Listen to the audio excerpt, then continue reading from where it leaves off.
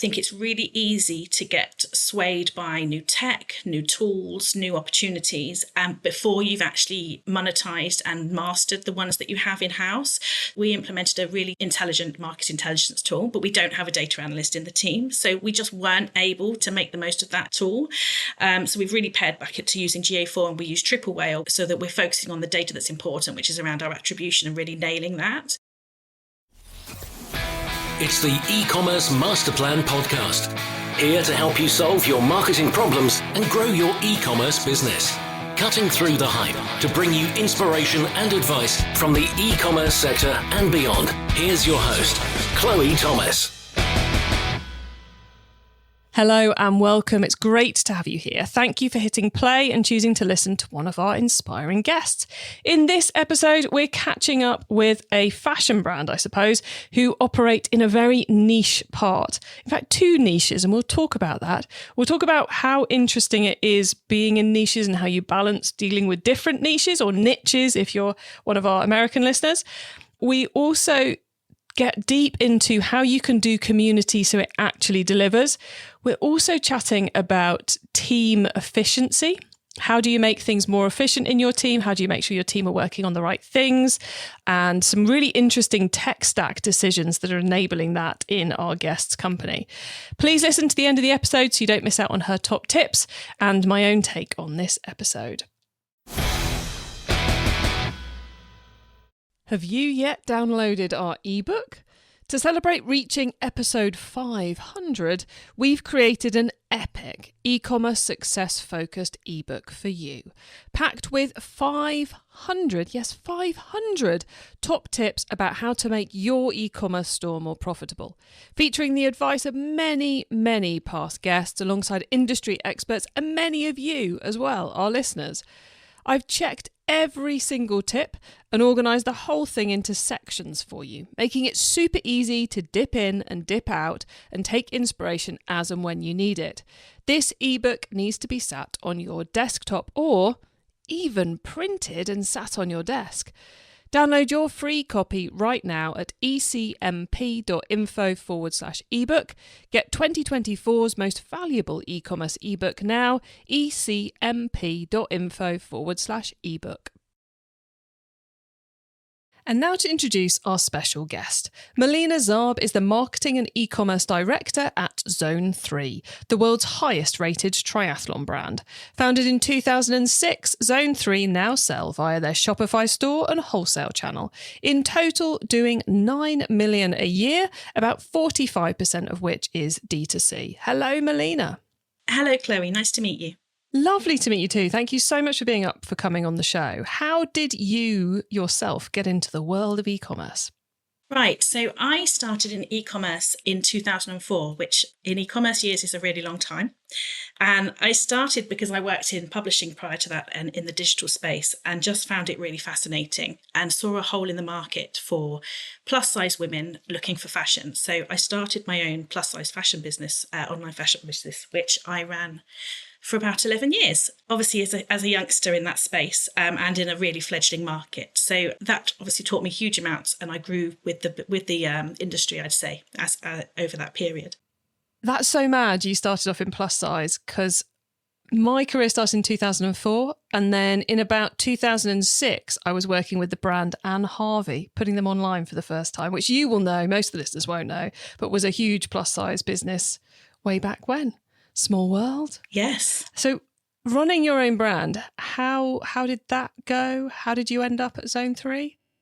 So I had 2 children and took the decision to close that business because I had 2 routes really. One was to look for external investment and one was to close. And at that point in time, I had 2 under 3s and it wasn't the right route for me to continue to the level that was needed for that to grow. So I went into consulting for a little while. I worked for a wine company and some other various smaller businesses, just supporting their e-commerce. I also formalised my training. I did a digital marketing programme with CIM, which is a degree, and then eventually ended up working for Conair, who are mostly known for the brand Babylus, big beauty brand, straighteners, etc., and sort of built their e-commerce strategy from the ground up. Again, a traditional B2B business looking to pivot into a D2C area. And then I spent a couple of years working in beauty for a couple of skincare brands. And then 3 years ago, joined Zone3 and have been here happily ever since. Zone3 were, again, we're not an e-commerce business at all at that point. So it's a really exciting opportunity. So you get to kind of do all that starting it from scratch stuff, but with the security of employment and a massively awesome brand to do it with.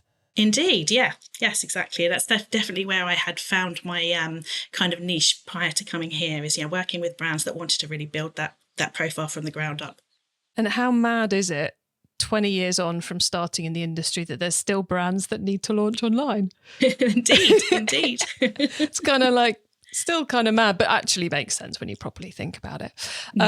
So, Malina, before I go off on one about my past career, because I'm reminiscing already, and we're only a few minutes into the episode. Tell us more about Zone3, because you're hugely well known in the triathlon world, less well known for those of us like me who don't like the water. So, where in the world are you, and where do you sell to? Let's start with that. Okay, great. Yes, I think that's pretty much the story of Zone3. We are very much a big fish in a small pond, I would say. We're very well known in our space, and people either love the brand and are fully invested or have never heard of it because it's just not relevant to them. We are a UK-based brand, so we're founder-led. Our founder was a triathlete himself, elite triathlete, and UK is still very much our biggest market and where our core wholesale market is as well. We then have a D2C first model in the US, and then Germany is our third largest market. But we are in many countries across the globe to some capacity, just not to the same extent. Got you. And tell us a bit about the product, because I think so far we've said triathlon brand, which will have people wondering, what do you sell triathlons? What products do you actually sell?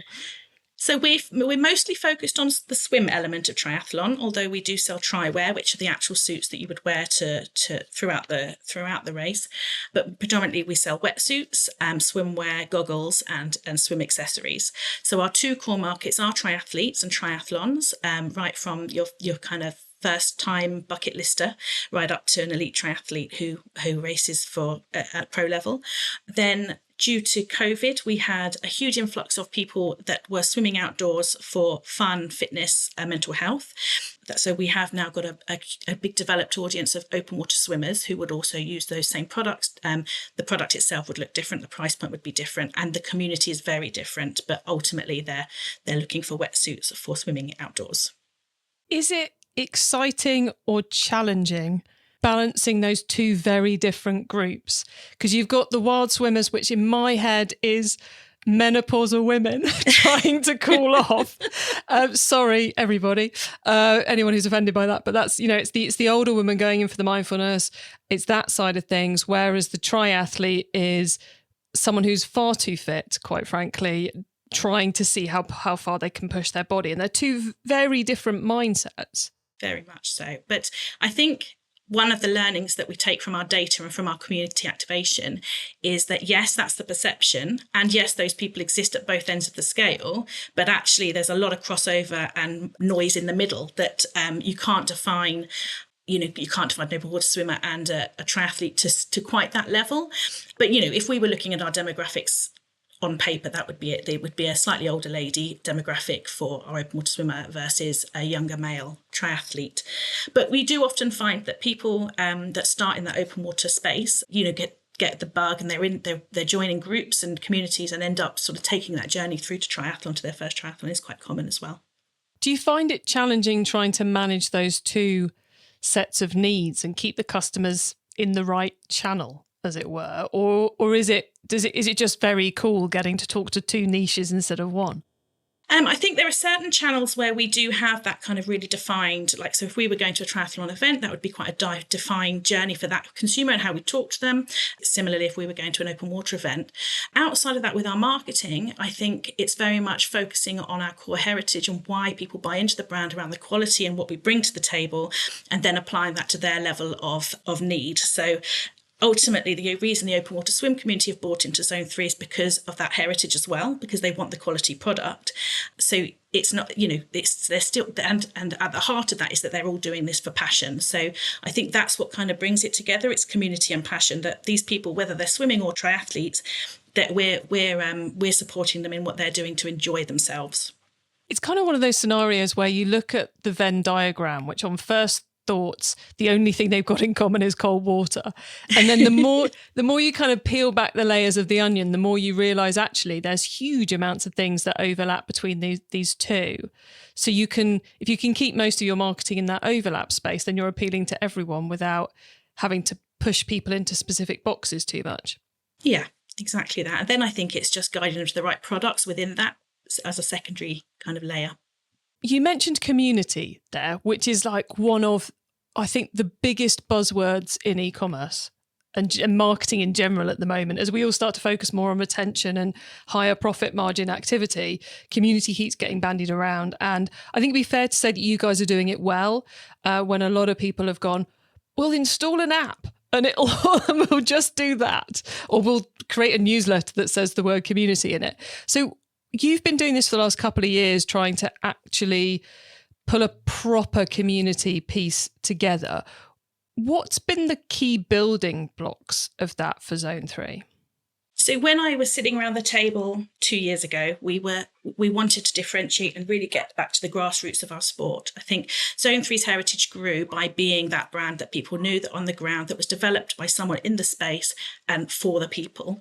So we very much looked at how we can invest in our community, but still join the dots with our e-commerce and our D2C strategy going forward. So we invested heavily in our events and our community network through three key areas, really. So working with events, grassroots events, entry-level events in triathlon. Working with clubs and teams. So we employed a clubs and teams manager who literally went around onboarding clubs and teams in the space and going around and doing demo sessions with them. So visiting them at the club, getting people in wetsuits, giving them some training tips, giving them some swim tips. And then third is a similar thing with our ambassadors. So working with athletes and athletes and ambassadors, so top tier athletes who are really well known in their sport, but then below that, ambassadors, people who are advocates for swimming or triathlon and have good communities to build from. Then taking those kind of three offline audiences or communities, we've joined the dots with the Shopify Collabs platform.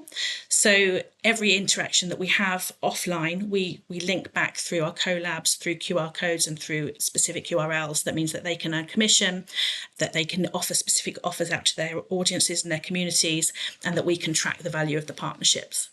Oh, got you. So it's tapping into the real world people that are already talking about the sport, but in three very clear arenas, and then making it easy for them to earn money off the back of it. Because I would assume a triathlon club is like any sports club, desperately needing money at all moments. Indeed, yeah.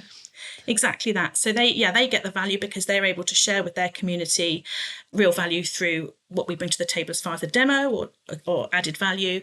Then, and if we're at an event, similar sort of thing, but then also giving a discount out to their audience, as well as then having some sort of leverage for themselves to earn some commission. Exactly that. I found it really interesting you said about the events that you're involved with are the entry-level events, because I think many of us would have gone, well, you're going to, obviously Zone3 would go for the big events. If it's not quite the full-on professional Olympics and championships and all the rest of it, you'd be playing in that space with your event strategy rather than the entry-level events, which actually I think, the more I think about it, the more I think it's genius going for the entry-level events. How obvious was it to you as you were putting this strategy together that the entry-level events were the ones to go for? We do work with some really big events as well. So we work with Challenge Roth, which is definitely we're key sponsor of that event, which is one of the biggest events in the calendar. We think it was really important to invest in the grassroots of the community, so the people joining in, the people that don't know, what they're doing, what they're there to get educated, to learn, and that wouldn't necessarily know who we are. So, the key part there is that obviously that's a new and evolving audience that are coming into the sport. And maybe a percentage of those will do one triathlon and move on with their lives, but there will be a percentage that they can carry on their journey and look to develop themselves further and, improve their times, etc. So I suppose it's like you get them to understand the brand and trust in the brand at that early stage. So as they then go on to become ambassadors and the secretary of the club who's trying to find a way of, an interesting thing to do in the winter of an evening and all that kind of stuff. Yeah, exactly. And we're really keen on added value. So our social strategy and our content strategy is very much about supporting people in that development, giving them the hints and tips, bringing in our partners that are coaches or well-known people in that space, and bringing their content to the forefront so that people can learn and develop and actually feel that we're supporting them. So that was going to be one of the next thing I want to say. You've obviously got the collabs piece linking, giving you some trackability amongst the community activity and bringing it together. And you've just mentioned about how it plays out in the social. How else have you then integrated the digital channels with the impact that you're making from the community piece? Because I can see, there's loads that clearly could be shared across everything, but trying to actually make that happen in a consistent way can be quite challenging. So how are you approaching that? Yeah, and I think that is one of the biggest challenges for us as a team. We're quite a lean team, and there's always so much opportunity. There are so many partnerships. We get approached on a daily basis from people that want to partner with us, from events, from people that are doing challenges that they're documenting, to local charities. And it's very easy to be, I guess, see an opportunity and think how amazing is that opportunity. But in reality, we're a commercial business, and we need to, plan that strategy and make sure that it's working for us and that the team aren't tied up in knots. And that's something we have fallen foul at. So I think at the moment we're going through a process. We've got a really strong team at the moment, and we're going through a process of really evaluating what we're doing, how we're doing it, and what turns the dial, and what we need to ensure that we're resourcing better. And a big part of that is looking at that whole acquisition journey. So, joining the dots between our acquisition, our retention, and our conversion piece in the middle, and ensuring we're getting the best value from every activation across all three areas. Yeah, I could imagine you get emails every single week going, can you be at this event? Can you sponsor me? Can you do this? Can you do the other? We're doing a challenge. Would you like some photographs? And it must be really awesome. I'm sure many of the listeners are going, I wish I had that problem. But like you say, there's no point in doing all of it, because if you don't give it the focus and attention it deserves, it's meaningless. You've got to put the bits around it that make it deliver. So are you building like a vetting process for these coming in, or a yeses, nos? And how do you going about trying to make those decisions? Yeah, I think we have worked really hard to put in some levels of vetting processing, and to not be swayed by every opportunity. So yeah, we now tier our partnerships basically. So there are certain partnerships that we invest in financially. There are others that we'll invest in with commitment, and we do manage those. Yeah, it sounds a bit similar to my podcast application process. There's definitely tiers. The only route to sanity. You mentioned that you're trying to find ways to use your team resources in the best way possible at the moment. Obviously, partly that's working out what you decide to do. Are there other ways? Because I think there's a lot of businesses at the moment going, we've got a hiring freeze, or we're suddenly trying to pay attention to retention as well as acquisition, and we've added a whole load of other channels on, but we've still got the same number of teams. Any tips for making sure the team are doing the right things and being as efficient as possible day to day? So I think there's a couple of things from my side. I think one is nailing the basics. I think it's really easy to get swayed by new tech, new tools, new opportunities, before you've actually monetized and mastered the ones that you have in-house. So a great example is that we implemented a really intelligent market intelligence tool, but we don't have a data analyst in the team. So we just weren't able to, we didn't have the time, the resource, or the skill set really to make the most of that tool. So we've really pared back to using GA4, and we use Triple Whale, which is just so that we're focusing on the data that's important, which is around our attribution, and really nailing that. And that's something that is so user-friendly that the team that aren't analysts by job title can use as part of their own skill set. And that's made a huge difference. The other thing that we're currently undergoing, which is going to make a huge difference, is that we historically have had 3 storefronts to focus on different markets, whereas Shopify's recent rollout has allowed us to merge back into one storefront and use markets, because now we can manage different content to different localizations, which we couldn't historically. We're due to migrate next week, so I'll let you know afterwards whether the pain that's been involved. And it's not been an easy process so far. And at this moment in time, you're like, oh, is this worth the work? But ultimately, once we're done, our quite lean team will have one site to manage rather than 3. So it will make a world of difference. Sometimes you have to take that bit of time and effort investment for the payoff that's going to come over several years. And for anyone who thinks that Malina is doing that in November, we recorded this a couple of months ago. So don't worry, she's not so crazy as to be doing a massive Shopify development release in November. Just to reassure anyone who's going, whoa, that's brave. But it is, isn't it? Sometimes and that the analytics shift you took, sometimes you just got to make the tough decision and go, little bit of short-term pain, long-term gain will be the bit that works for us. So all of the things you've got going on, the one thing we haven't talked about yet is sustainability, which has been, I think, in the world of triathlon is probably bigger news in 2024 with the state of the river in Paris than it's ever been before. So how do you bring that into the brand as well? Because that's can be quite a difficult thing to do in such an emotive space. Very much so. And I think particularly because the environment is at the heart of our sport, and what people are very passionate about that, the water quality, exactly as you say. This is where people are swimming, and this is why they're enjoying what they're doing, whether that's because they're an open water swimmer or a triathlete. We are very focused on sustainability as a brand. It's not something that's easy in the performance space. So from a open water swim perspective, there's a lot of areas that we've been able to make huge improvements. So swapping out materials, so using Ulex, for example, as a plant-based rubber instead of neoprene in our open water swim ranges. We launched the first ever biodegradable wetsuit in triathlon earlier this year, which was a big step for us. Now that suit is still neoprene, which is not a sustainable material in its slightest, but it does biodegrade much more quickly than standard neoprene does. So we're just keen to follow the journey, and every opportunity that does come about in that space, every development and innovation, we're keen to proceed with that as a brand. Performance products, it's much slower. So we can't move away from main neoprene at the moment in our performance suits because it just doesn't give the same performance innovation than it does as the standard neoprene products. But outside of product development, we've moved as much of our product to recycled materials as we can. So all of our buoys and toe floats, all of our swimwear, all of our parkas are recycled materials. And then it's all the small changes that we just make as we go. So improved packaging. So we worked with Aquapack, which is dissolvable packaging. We're moving to paper packaging for all of our outers. Removing it and unnecessary inner packaging on our send outs, as well as the stuff that comes in from our warehousing. I think it's just being conscious at every decision as what's the best option, and not always making that decision from a margin cost perspective, because sometimes we do have to take a bit of a hit to do so. E-commerce Master Plan is supported by some of the greatest companies in the e-commerce sector. Here's a reminder of who they are.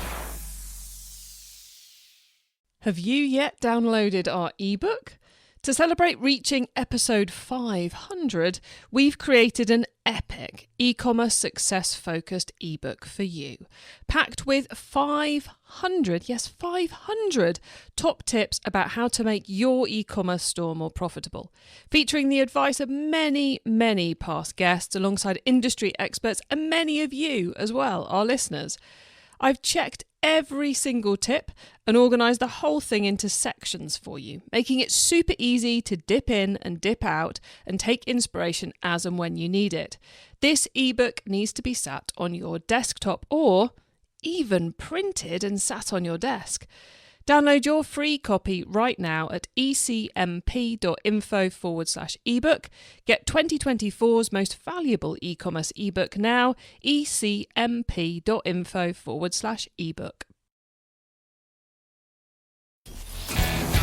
It's time for the top tips round. Okay, I love this section because it gives me and our listeners some really quick ideas for taking our businesses to the next level. Malina, are you ready for the top tips? Yes. Okay, the book top tip. If everyone listening to this podcast agreed to take Friday off and read a book to make their business better, which book would you recommend? So the one that immediately jumped to my mind is called 7 Habits of Highly Effective People, which is less about e-commerce, but more about your own personal development and growth. An absolute classic. Anyone who has been in business and working for more than 10 years and hasn't read that, stop now. Take Friday off, read it. It's brilliant. Great recommendation. Love that one. Traffic top tip. Which marketing method do you either prize above all others or think doesn't get the press it deserves? I think for us, it won't be a surprise. I've already spoken about it quite a lot, is leveraging our community in a meaningful way and not in a fake way. No, I think that counts. It sounds like fake. Can I say fake? You can say fake. Got to do it in the right way. Okay, the tool top tip, maybe a collaboration tool, a social media plugin, a phone app, or just a way of working. Is there a cool little tool you use that makes you and your team more efficient from day to day? As an ecom team, we use lots of tools, as I'm sure they all do. But I think one that's really made a huge change to our whole marketing and ecom team has been implementing a tool called Hive, which is a project management tool, and just allows us to all sing from the same hymn sheet.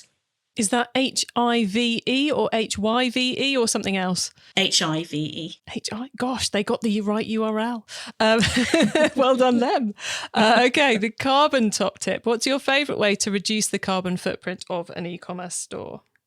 I think, again, it's, as I've already previously mentioned, it's just making every decision, putting that at the heart of it. So all the small things that add up to a big change. Yeah, you've got to make it central to everything, really, don't you? And then suddenly everything becomes a lot easier when you put it at the heart of everything. Love that advice. Thank you so much, Malina. Before we say goodbye, could you please let the listeners know where they can find you and your business on the web and social media? Most certainly. So we are at zone3.com and follow us on all channels at Zone3 Official. And that's the number 3 on all of that, isn't it? Not THREE. It's the numeral, everybody. So Zone3 with the number. Malina, thank you so much for being on the e-commerce master plan podcast. It's been great chatting with you, and I know we've all learned a lot. So thank you for being here. Thank you very much. Nice to meet you.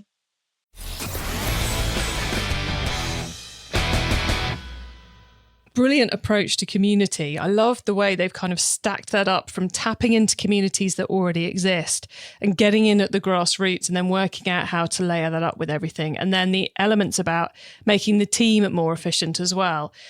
We could all do with being a bit clever about what we do and don't work on. But I thought that analytics, we've got this great package, but actually we haven't got anyone who's trained to use it. Let's take a step back, use what's actually going to deliver easily for our team, and the investment in creating the single Shopify storefront. Clearly that's going to pay off again and again and again. So I hope that the launch went well. You can get your hands on our notes from this episode, including those top tips and the links to the things we mentioned, by heading over to ecommercemasterplan.com. You can also use our direct to episode short links. Just put ecmp.info/the number of this episode into the URL bar and you'll go straight to the correct episode page. When you get to the website, you know what I'm going to say, don't forget to add yourself to our email list, because we share loads more stuff there that you just don't want to miss out on. If you like this episode, then make sure you check out all our D2C episodes at ecmp.info/D2C, or you could even dive into all our Shopify episodes at ecmp.info/Shopify. Have a great week. Thank you for tuning in to this and every episode that you do of the e-commerce master plan podcast. I bring you a new interview every week because I want to inspire and help e-commerce business owners like you to succeed and thrive with your businesses, including progressing along the path to net zero. So if you know someone this show can help, please tell them to listen to the e-commerce master plan podcast. I hope you have a great week, and don't forget to keep optimizing. Thank you for listening to the e-commerce master plan podcast. Find out more at ecommercemasterplan.com/podcast. It's time to download our 500 top tips to make your e-commerce business more profitable ebook. Go to ecmp.info/ebook now.